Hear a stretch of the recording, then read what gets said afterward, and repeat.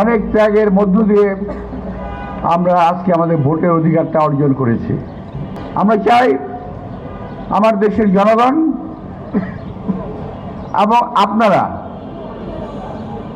একযোগে সেই দিন ভোট দেবেন, যাকে খুশি তাকে ভোট দেবেন, নিজের পছন্দ মতো লোককে ভোট দেবেন, কিন্তু ভোট দিতে যাবেন দয়া করে।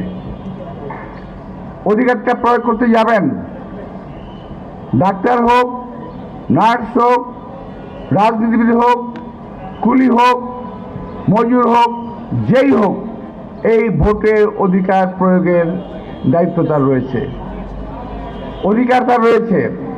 কিন্তু এই অধিকার ছিনিয়ে নেওয়ার জন্য আজকে দেশে একটি গ্রুপ, ওই যে 2008 সালে নির্বাচন হয়েছিল, আওয়ামী লীগের সময় খেয়াল আছে আপনাদের, ভোট হলো না কিন্তু জয়লাভ করলো একটি দল।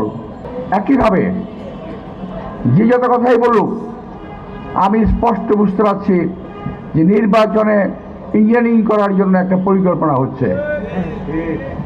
আমরা নির্বাচন করেছি যখন, এর আগে আমাদের পোলিং এজেন্টরা নির্বাচনের ফলাফল লিখিতভাবে নিয়ে প্রিজাইডিং অফিসারের হাত থেকে নিয়ে তারপরে ঘরে ফিরেছে রাত্রি 7টা-8টার সময়, সন্ধ্যা 7টা-8টার সময়। আর এখন ওরা বলছে নির্বাচন গণনার ফলাফল 2-3 দিন লাগতে পারে। এটা আমরা কোনো পরিস্থিতিতে মেনে নেব না। এটা হলো কারচুপি করার প্রথম একটা লক্ষণ আমার মনে হচ্ছে।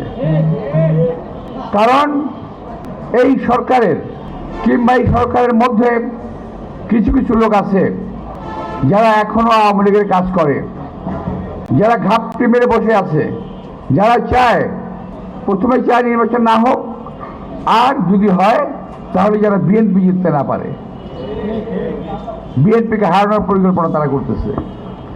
আর একদল লোক আছে যারা দেশের বাইরে থাকে, যারা নিজেদেরকে দেশপ্রেম করে দাবি করে।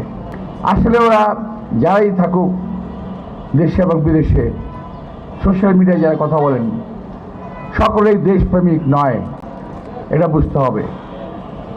দেশের জন্য এত প্রেম থাকলে দেশে আসেন না কেন? আপনারা দেশে আসেন, দেশে এসে নির্বাচন করেন, জনগণের মনোভাব বোঝার চেষ্টা করেন।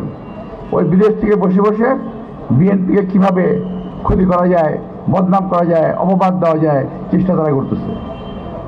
আর তাদেরই বাচ্চা কাচ্চারা ঢাকায় বসে একদল ছেলে পেলে এখন সকাল দুপুর সন্ধ্যা যতবার আল্লাহর নাম নেয় তার চেয়ে 1000 বেশিরভাগ নাম নেয় বিরোধী দলের, মির্জা আব্বাস কিংবা অন্য কোনো রাজনৈতিক দলের।